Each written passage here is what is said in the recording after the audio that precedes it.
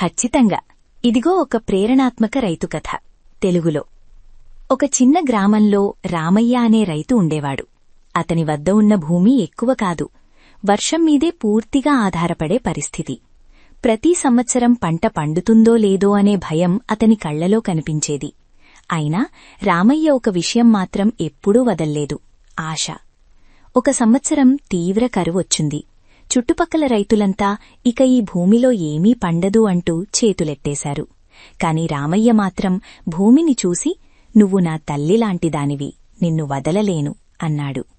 అతను వ్యవసాయ అధికారులను కలిశాడు, కొత్త పద్ధతులు నేర్చుకున్నాడు, తక్కువ నీటితో పండే పంటలను ఎంచుకున్నాడు. పొలంలో పంటలతో పాటు చెట్లు నాటాడు.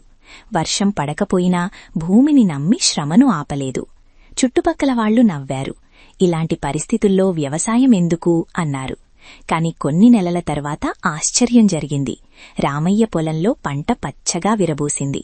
చిన్న దిగుబడి అయినా అది ధైర్యం, జ్ఞానం, కష్టానికి వచ్చిన ఫలితం. ఆ తర్వాత అదే గ్రామం రామయ్యను ఆదర్శంగా చూసింది. అతని దగ్గరే వ్యవసాయం నేర్చుకోవడానికి వచ్చారు. రామయ్య అప్పుడు అన్నాడు: "భూమి ఎప్పుడూ మోసం చెయ్యదు, మనం ఓపిక కోల్పోతేనే ఓడిపోతాం." ఈరోజు రామయ్య కేవలం రైతు కాదు, ఆశకు ప్రతీక, కృషికి ఉదాహరణ.